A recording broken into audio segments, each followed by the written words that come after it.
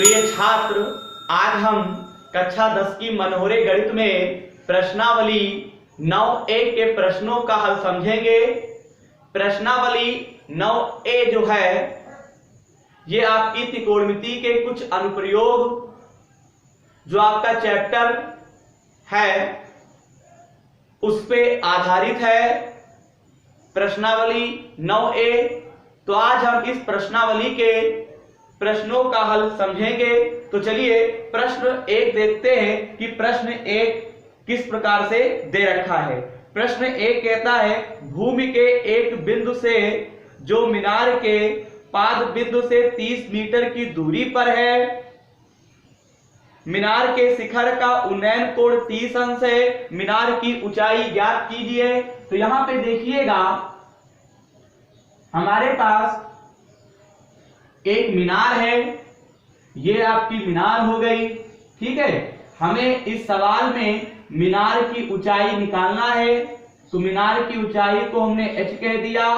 ठीक, और ये कहता है पाद बिंदु से 30 मीटर की दूरी पर, यानी ये 30 मीटर हम यहां पे लिख देंगे, ये 30 मीटर की दूरी हो गई। और यहाँ पे जो उन्नयन कोण दे रखा है वो आपको यहाँ पे दे रखे 30 अंश। उन्नयन कोण यहाँ पे 30 अंश दे रखा है, नाम दे देंगे A, B और ये आपका हो गया C।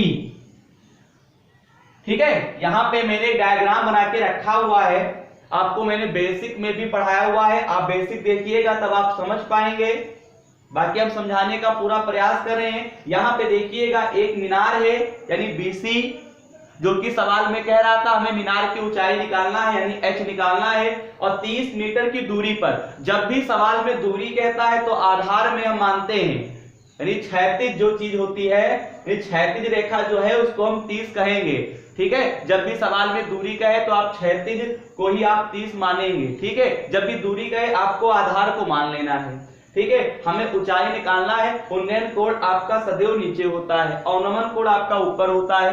ठीक है, तो यहाँ पे फिलहाल उन्नयन कोण दे रखा है, तो यहाँ पे मैंने 30 लिख के रखा हुआ है। अब यहाँ पे देखिएगा हमें सवाल में मीनार की ऊंचाई निकालना है। ये मीनार है BC, यानी कि हमें मीनार की ऊंचाई निकालना है। तो यहाँ पे देखिएगा हम लोग यहाँ पे लिख देते हैं, हम यहाँ पे लिख देंगे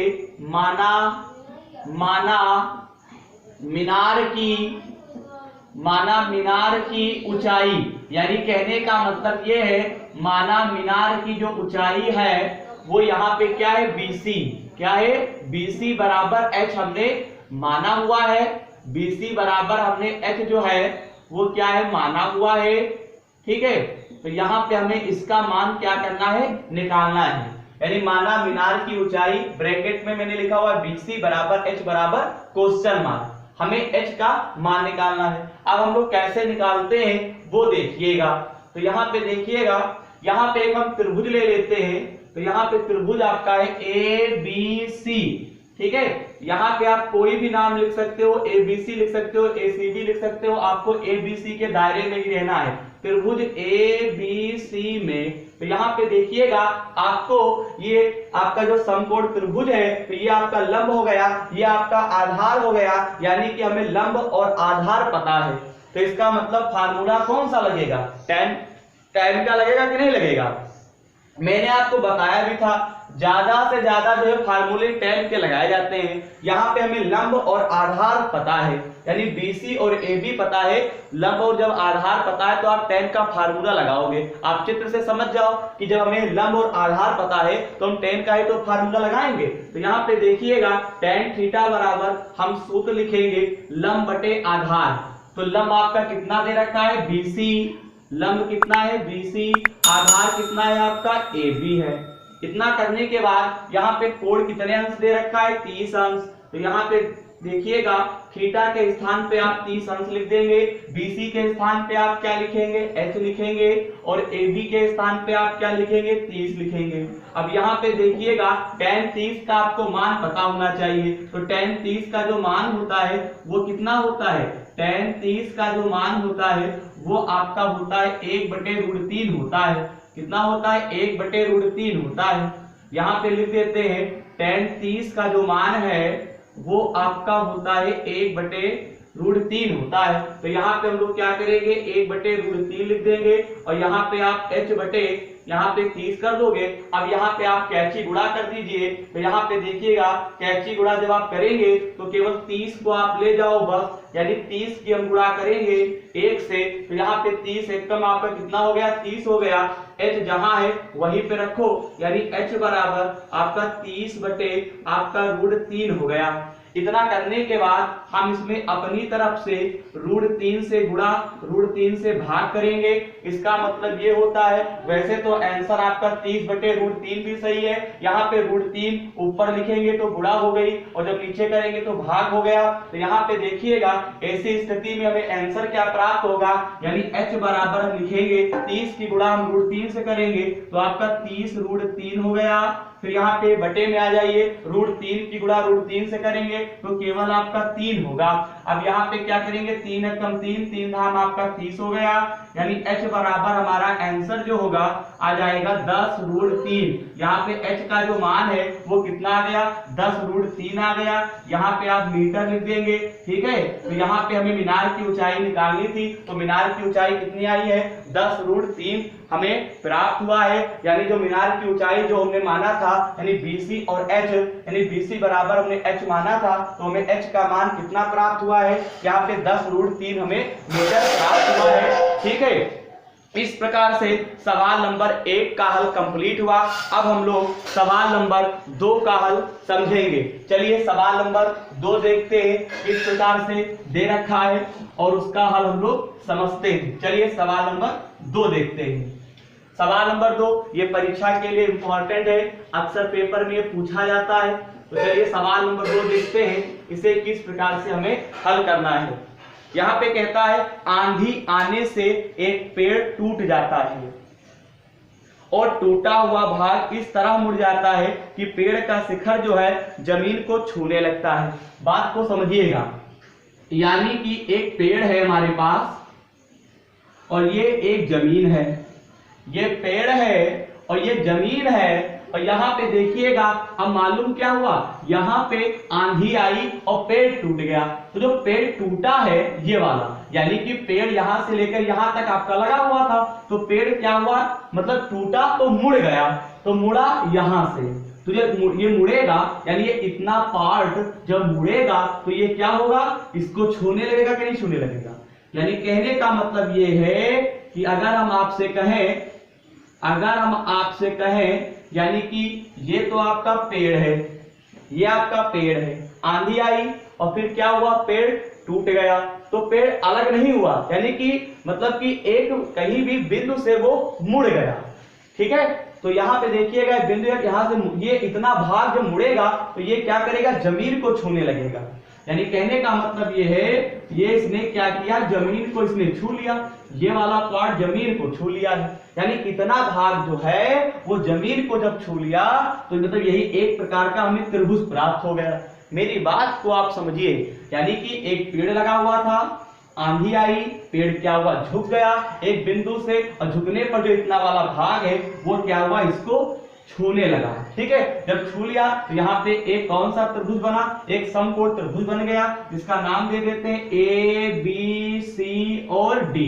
ये तो आपको केवल डाट डाट करके दिखाया गया है कि इतना भाग इसमें मिल गया है। तो ये बताइए, ये जो भाग होगा इस भाग के बराबर होगा, बिल्कुल होगा। CD जो होगा वो AC के बराबर होगा। ये भले ही आपको AC रेखा जो है देखने में बड़ी लगती हो और CD छोटी लगती हो, लेकिन सवाल को अगर समझने का प्रयास करो तो CD वाला जो भाग था जब वो झुक गया तो AC के बराबर ही तो होगा, क्योंकि वो बिंदु A को ही तो स्पर्श करेगा, यानी CD जो होगा वो AC के बराबर होगा। जब ये बात आप समझ चुके हैं तो इस सवाल में आगे देखते हैं यहाँ पे क्या क्या दे रखा है। तो यहाँ पे देखिएगा, सवाल फिर से पढ़ते हैं। आंधी आने से एक पेड़ टूट जाता है और टूटा हुआ भाग इस तरह मुड़ जाता है कि पेड़ का जो शिखर था वो क्या करता है, जमीन को छूने लगता है। इसके साथ 30 अंश का कोण बनाता है।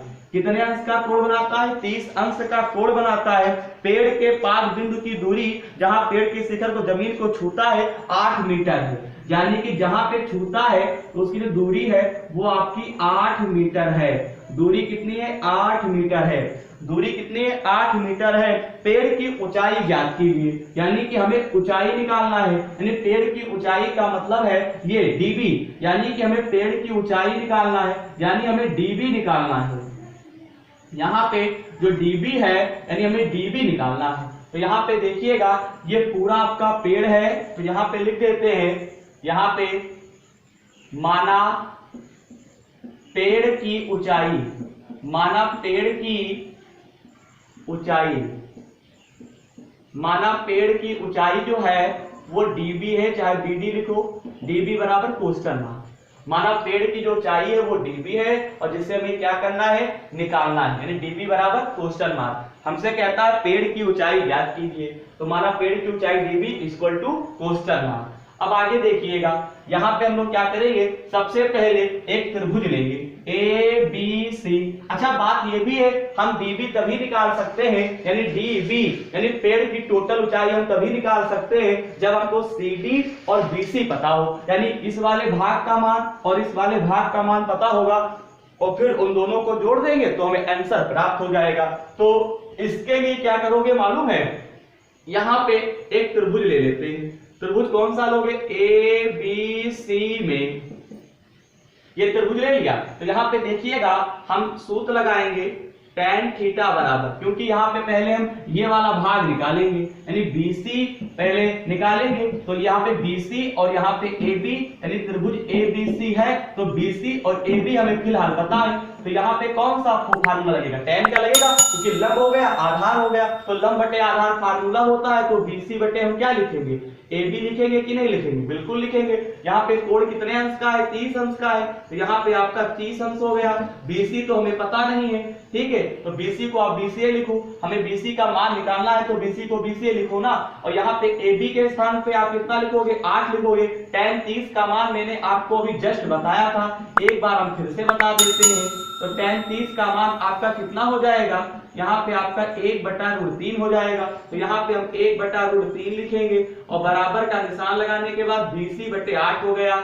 अब यहाँ पे जो 8 आपका दे रखा है, इस 8 को हम गुणा करेंगे तो 8 एकम 8 हो गया, केवल 8 को ले जाइए तो 8 बटे आपका कितना आ गया, √3 मीटर आ गया। इसको आप क्या करेंगे, ऐसे ही लिखा रहने दीजिए, ठीक है, बाकी इसमें मत कुछ करिए। इतना करने के बाद आगे देखिएगा हम यहाँ पे क्या लिखेंगे, पुनः दोबारा त्रिभुज ले लेते हैं, पुनः त्रिभुज ए बी सी में दोबारा हम त्रिभुज ले लेते हैं फिर से। तो इस बार हम क्या करेंगे, हमें BC पता हो गया है, अब हमें CD पता करना होगा। तो CD पता करने के लिए पहले हमें AC पता होना चाहिए, क्योंकि AC जो होगा वो CD के बराबर होगा, AC का जो मान निकलेगा वो CD के बराबर हो जाएगा। तो हमें CD नहीं पता चल जाएगा, तो इसके लिए AC, तो यहाँ पे हम क्या करेंगे, cos का फार्मूला लगाएंगे। तो पहले AC पता करेंगे क्योंकि त्रिभुज ABC हमने लिया है, तो यहाँ पे cos का लगाओगे क्योंकि आधार बटे कड़ फार्मूला होता है। ये आपका कड़ हो गया, ये आधार हो गया। तो यहाँ पे आपका कोण जो है सबसे पहले cos थीटा बराबर आधार बटे कड़, यानी आधार है आपका AB और कड़ कितना है आपका AC।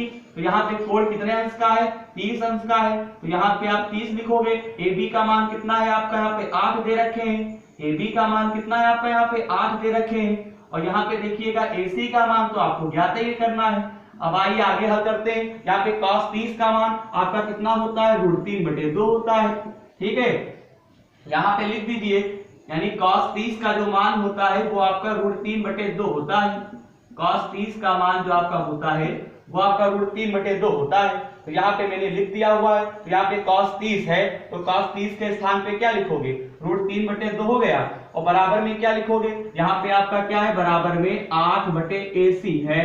तो यहाँ पे देखिएगा अगर हम बात करें AC का मान निकालो, तो यहाँ पे देखिएगा 2 की गुणा 8 से हो जाएगी, तो आपका 16 हो गया और √3 होगा, AC के स्थान पे आ जाएगा, यानी 16 बटे, यानी अगर हम आपसे कहें AC का जो मान होगा वो 16 बटे आपका √3 आ जाएगा, 16 बटे √3 आ जाएगा ना, क्योंकि AC को √3 के स्थान पे पहुंचाएंगे, 2 की गुणा 8 से करेंगे, 16 हो गया, 16 बटे √3 आ गया AC बराबर। अब हमें जरा ये बताइए, अब यहाँ पे एक खास पॉइंट ये है, यहाँ पे जो AC होगा वो CD के बराबर होगा, क्योंकि CD वाला भाग जो है टूटा था ना, और टूटने पर उसने बिंदु ए को स्पर्श किया था, तो CD जो होगा वो AC के क्या होगा, बराबर होगा। यहाँ पे लिख देते हैं चूंकि CD जो है वो क्या है, AC के बराबर है, यानी CD जो होगा वो AC के बराबर होगा। इस AC के स्थान पे हम लोग क्या लिख सकते हैं, CD लिख सकते हैं। तो CD बराबर हम क्या लिख देंगे, 16/√3 लिख देंगे मीटर। ठीक है, तो हमें CD भाग पता चल गया है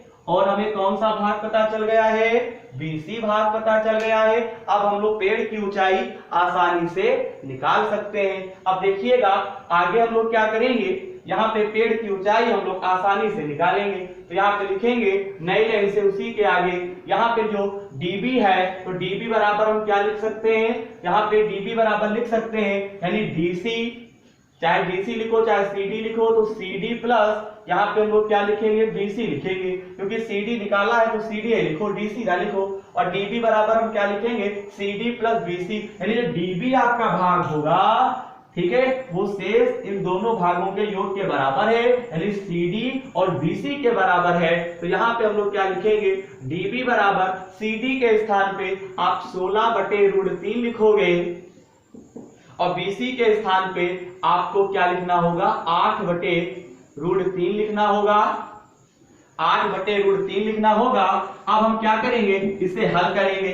तो देखिएगा यहाँ पे हर है समान, जब हर समान होते हैं ना, तो यहाँ पे जब हर समान होते हैं तो हर को एक बार लिखा जाता है, अंश जोड़ घटाव कर दिया जाता है, जोड़ने वाला है जोड़ो, घटाने वाला घटाओ।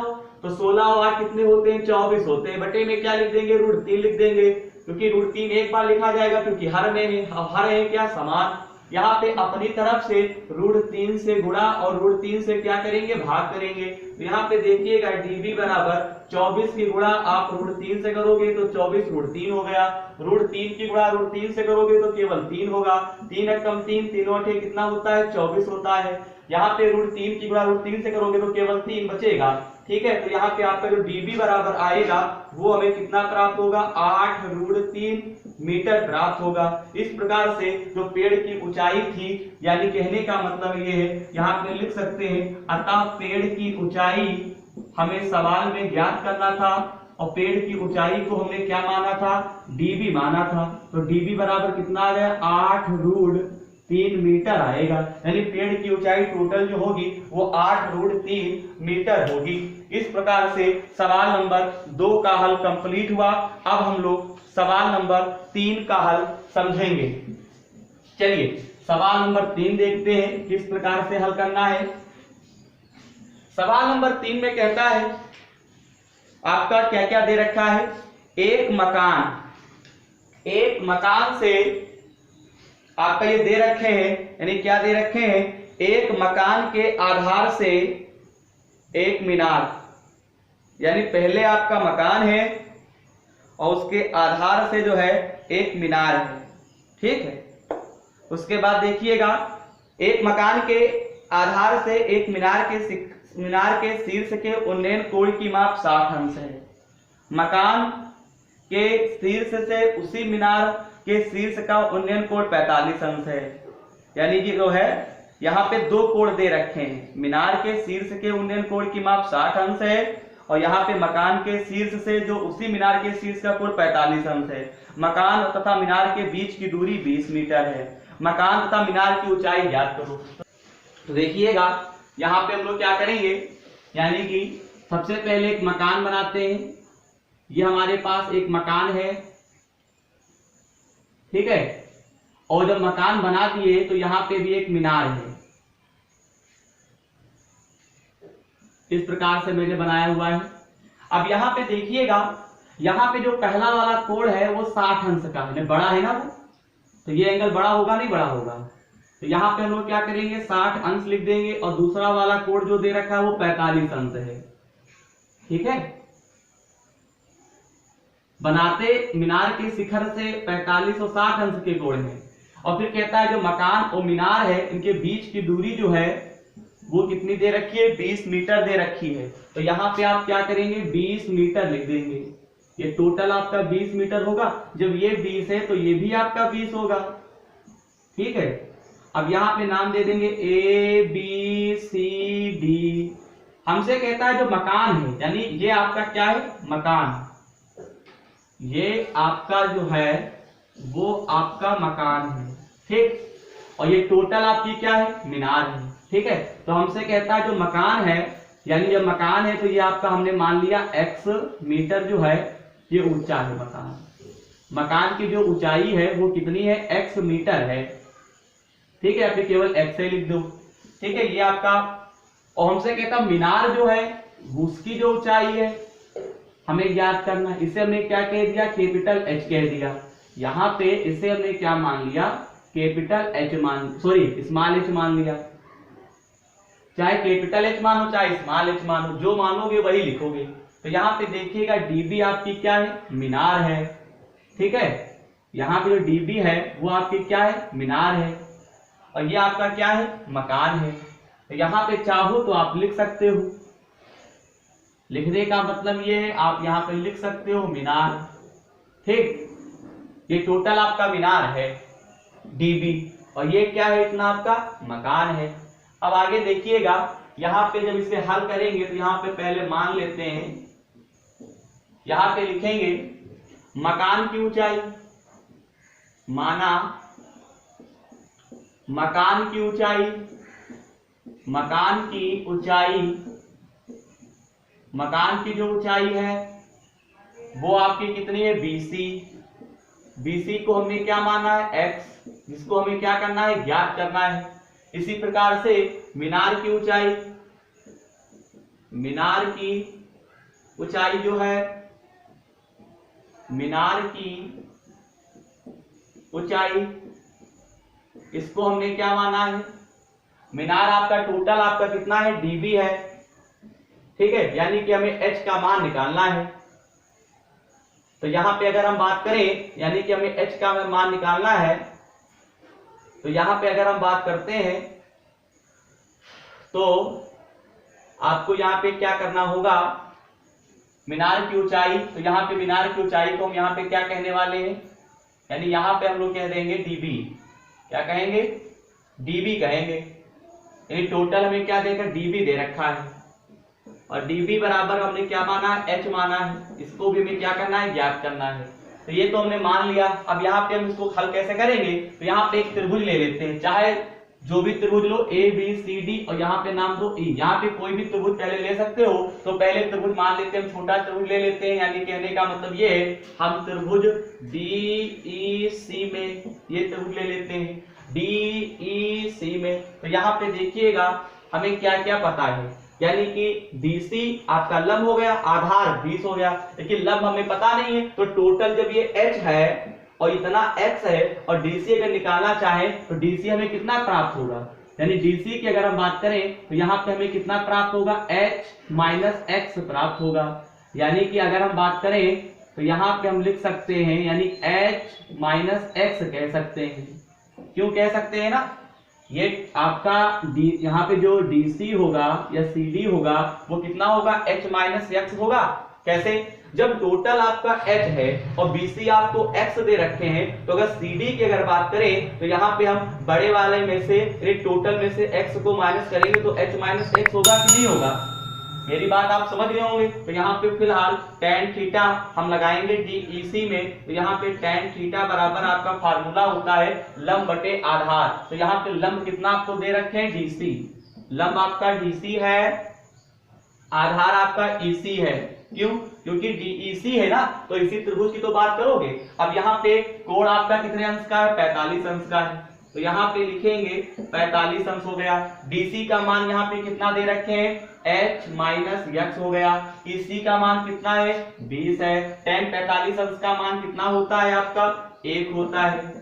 tan 45 अंश का जो मान है वो आपका 1 होता है। यहाँ पे आप 1 लिख देंगे, और यहाँ पे h माइनस x बटे 20 की गुणा करो तो 20 एकम 20, यहाँ पे आपको कितना प्राप्त होगा, यानी h माइनस x बराबर 20। इसको हम क्या करेंगे, समीकरण नंबर हम 1 कह देंगे, ठीक है। अब यहाँ पे जो बड़ा त्रिभुज दे रखा है उसको आप ले लीजिए। तो यहाँ पे अब हम क्या करेंगे, त्रिभुज ABD ले लेंगे, ABD। तो यहाँ पे त्रिभुज ABD में अब यहाँ पे टोटल कितने अंश का कोण दे रखा है, 60 अंश का दे रखा है। तो पहले सूत्र लगाते हैं, तो tan थीटा बराबर फिर लगाओगे लंब बटे आधार। तो इस प्रकार से ABD त्रिभुज लिया है तो पूरा आपका लंब होगा यानी DB होगा, यानी DB आपका लंब हो गया, टोटल आधार कितना हो गया AB हो गया। ठीक है, अब यहाँ पे कोण कितने अंश का 60 अंश का है, तो यहाँ पे 60 लिखोगे थीटा के स्थान पे। DB आपका टोटल कितना है H है, और AB कितना आपको दे रखे हैं 20 दे रखे हैं। tan 60 का मान आपका कितना होता है, हम साइड में लिख देते हैं बराबर। tan 60 का जो मान होता है वो आपका √3 होता है, तो यहाँ पे हम √3 लिखेंगे और यहाँ पे H बटे 20 हो गया। यहाँ पे 20 की गुणा √3 से करोगे तो H बराबर हमें कितना प्राप्त होगा, यानी H बराबर हमें 20 √3 प्राप्त होगा। ठीक है, आपको पता होगा यानी √3 का आपका मान होता है, यानी √3 का मान आपका होता है 1.732। ठीक है, तो यहाँ पे देखिएगा हम √3 के स्थान पे हम √3 का मान लिख सकते हैं। क्या लिखेंगे, आपका मान होता है 1.732 होता है। कितना होता है 1.732 होता है। तो यहाँ पे देखिएगा, यहाँ से हटाएंगे पॉइंट तो नीचे आप कितने जीरो बढ़ाओगे, 3 बढ़ाओगे 1000 हो जाएगा, क्योंकि ऊपर 3 संख्या के बाद पॉइंट है ना, 1 2 3, तो नीचे 3 जीरो बढ़ गए, 1 से 1 कैंसिल हो गया। ठीक है, नीचे आपके 2 जीरो बचे, तो इसका मतलब ये हुआ 1732। 1732 की गुणा हम 2 से करेंगे तो आपका कितना हो जाएगा 34 64 हो जाएगा, और 34 64 होने के बाद नीचे आपके 2 जीरो फिर बचे हुए हैं, तो इसका मतलब ये हुआ कि ऊपर आपका 2 संख्या के बाद पॉइंट लग जाएगा, यानी 34.64 आपका मीटर आ जाएगा। यही आपका क्या हो गया, यही आपका क्या हो जाएगा आंसर हो जाएगा। यानी जो आपकी मीनार की ऊंचाई होगी वो आपकी कितनी होगी 34.64 मीटर आपका हो जाएगा। ठीक है, अब हमें क्या करना होगा, यानी मीनार की ऊंचाई हम लोग ज्ञात कर चुके हैं, अब हमें मकान की ऊंचाई निकालना होगा। तो मकान की ऊंचाई निकालने के लिए हम लोग क्या करेंगे, यहाँ पे जो H का मान प्राप्त हुआ है उसे हम लोग क्या करेंगे, समीकरण यानी कि जो भी समीकरण हमारी आई थी उसमें रख देंगे, जिसे हमने समीकरण नंबर 1 माना था। तो यहाँ पे लिखेंगे, यहाँ पे लिख दीजिए H बराबर 34.64 को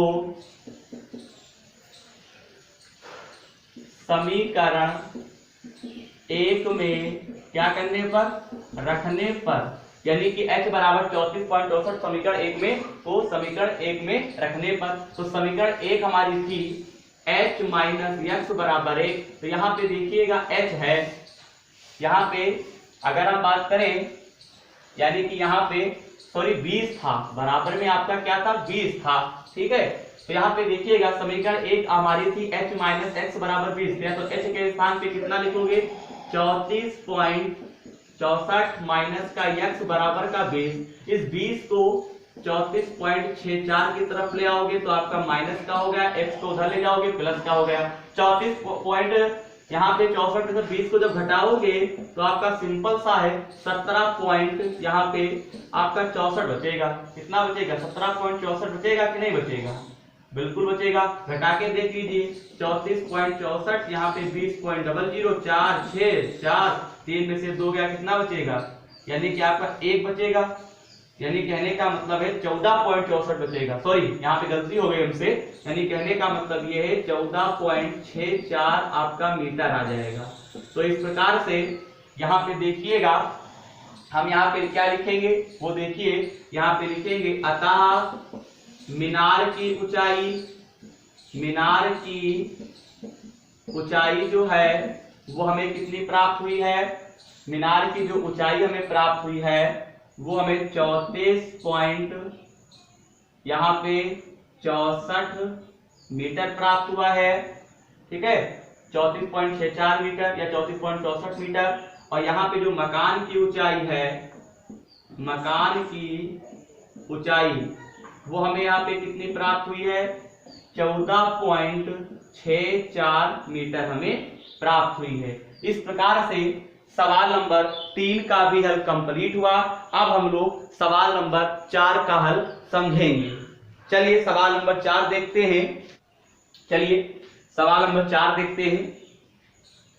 नंबर 4 कहता है जिस समय सूर्य का उन्नयन कोण 30 अंश था, एक स्तंभ की परछाई 20 मीटर नापी गई, तो स्तंभ की ऊंचाई ज्ञात करो। तो देखिएगा यहां पे उन्नयन कोण आपका जो दे रखे हैं वो दे रखे हैं 30 अंश। तो यहाँ पे हम लोग क्या कह देंगे, 30 अंश कह देंगे, नाम दे देंगे ABC।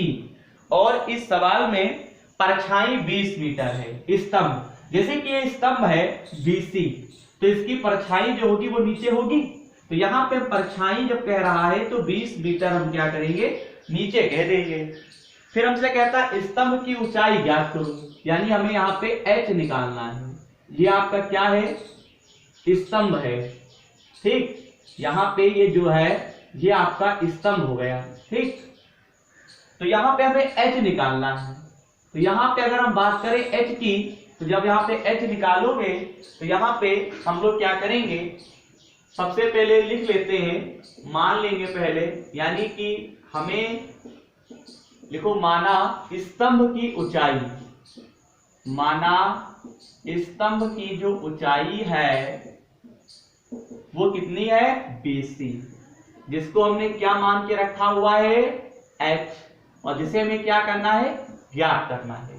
तो यहाँ पे देखिएगा हम एक त्रिभुज ले लेंगे यहाँ पे ABC में।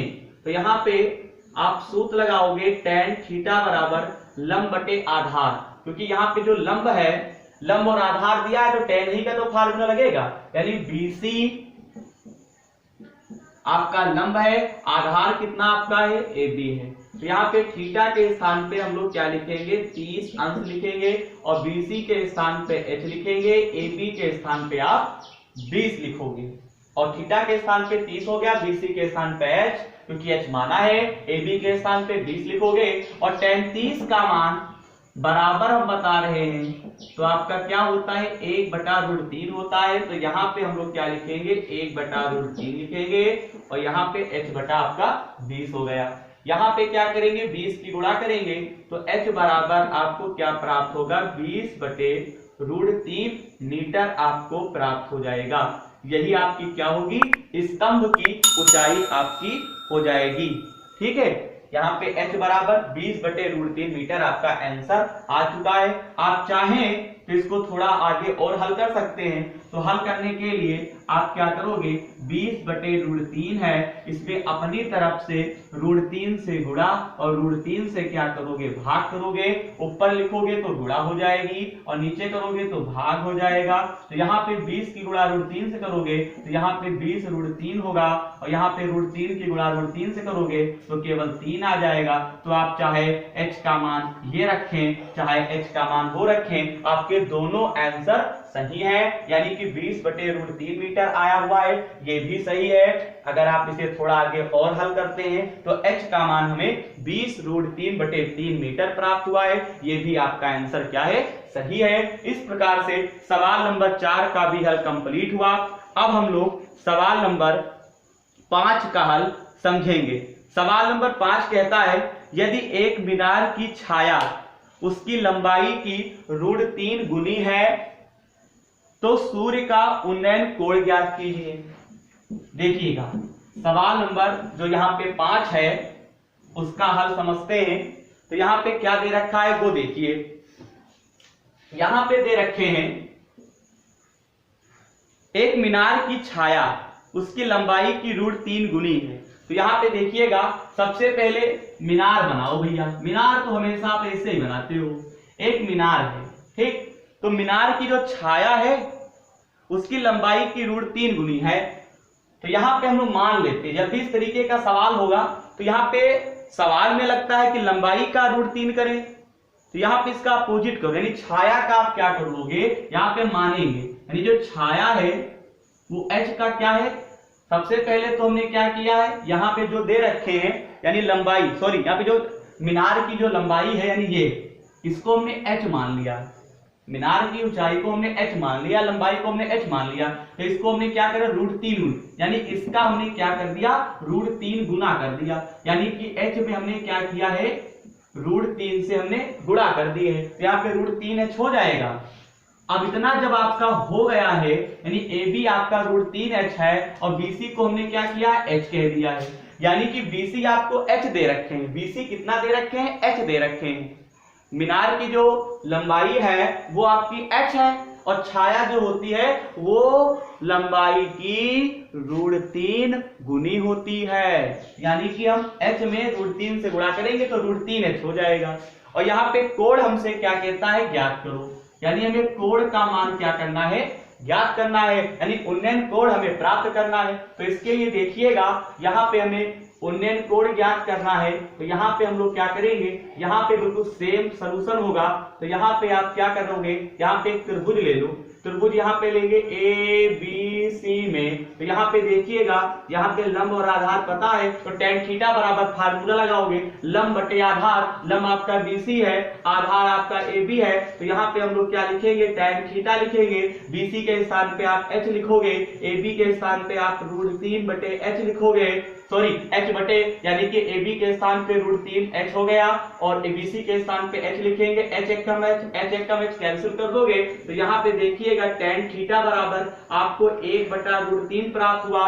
ये tan ही में 1/√3 कितने का मान होता है, यानी tan 30 का मान होता है। मैंने अभी आपको जस्ट बताया हुआ था, दोनों तरफ के tan हट जाएंगे, इसका मतलब ये हुआ जो उन्नयन कोण था वो कितने अंश का आ गया, 30 अंश का आ गया। इस प्रकार से सवाल नंबर 5 का भी हल कंप्लीट हुआ। अब हम लोग सवाल नंबर 6 का हल समझेंगे। चलिए सवाल नंबर 6 देखते हैं किस प्रकार से हल किया जाएगा।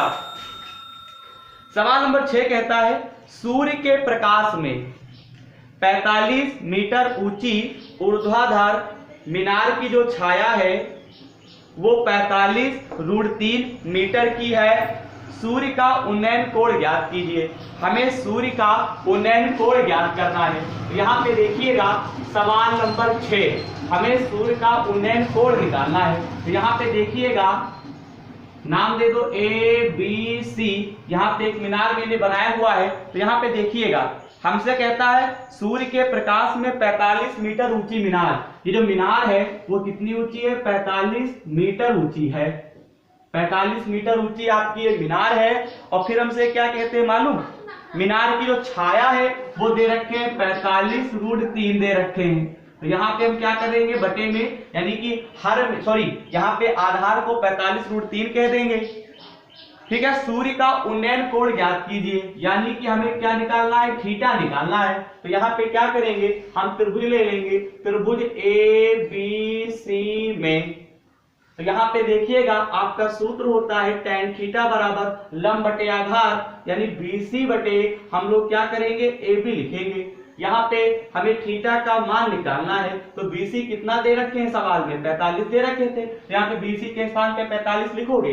AB का मान कितना दे रखे हैं, 45√3 दे रखे हैं। 45 आपका कैंसिल हो गया। तो यहाँ पे tan थीटा का जो मान आएगा वो 1/√3 प्राप्त हुआ।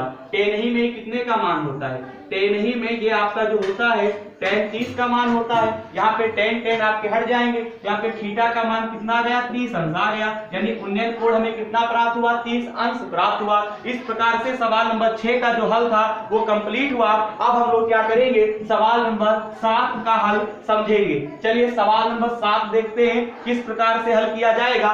सवाल नंबर 7 कहता है, सर्कस का एक कलाकार एक 20 मीटर लंबी डोर पर चढ़ रहा है। 20 मीटर लंबी डोर पर चढ़ रहा है जो अच्छी तरह से तनी हुई है। भूमि पर सीधे लगे खंभे के शिखर से बंधा हुआ है। यदि भूमि स्तर के साथ डोर द्वारा बनाया गया कोण कितने अंश का हो, बनाया गया कोण 30 अंश का हो तो खंभे की ऊंचाई ज्ञात कीजिए। यहाँ पे आकृति आपको सवाल में दे रखे हैं, यानी सवाल नंबर जो 7 है वो यहाँ पे आकृति बनी हुई है। सवाल नंबर 7 में आपको सवाल में आकृति यहाँ पे दे रखे हैं और वो देखते हैं आकृति किस प्रकार से दे रखे हैं। यहाँ पे देखिएगा हमें आकृति अपने तरफ से बनाने की आवश्यकता नहीं है, ये यहाँ पे सवाल में दे रखे हैं। ठीक है, और यहाँ पे आपका जो है वो आपका बटे में आपका 20 मीटर दे रखे हैं, सॉरी यहाँ पे तो आपका ये 20 हो गया, और यहाँ पे हमें कुछ नहीं दे रखे, नाम दे दो ABC दे देंगे। और यहाँ पे हमें क्या करना है, खंभे की ऊंचाई निकालना है, फिर h हम मान लेते हैं BC को, हमें इतना ज्ञात करना है। मेरी बात को समझिएगा, यानी कि एक सर्कस है और उसमें एक कलाकार है, ये लंबी डोरी, मैंने आपको बताया था जब भी कोई चीज लंबी होगी तो आप कड़ को मानेंगे। यहाँ पे एक खंभा है और ये डोरी है, तो ये क्या रहा, उस पर चढ़ रहा है, इस डोरी की सहायता से इस खंभे पर चढ़ रहा है, यानी कि 20 मीटर आपकी लंबी डोरी है, और हमें ऊंचाई जो है खंभे की ऊंचाई h है, हमें यहाँ पे खंभे की ऊंचाई निकालना है। ठीक है, तो यहाँ पे आप क्या लिखोगे, यहाँ पे आप मान लीजिए, यहाँ पे लिखेंगे माना खंभे की ऊंचाई, माना खंभे की ऊंचाई। तो खंभे की ऊंचाई यहाँ पे कितनी दे रखी है, माना खंभे की जो ऊंचाई है उसको हमने यहाँ पे BC कह दिया, यानी BC बराबर h मान लिया। हमें h का मान यहाँ पे क्या करना है, निकालना है।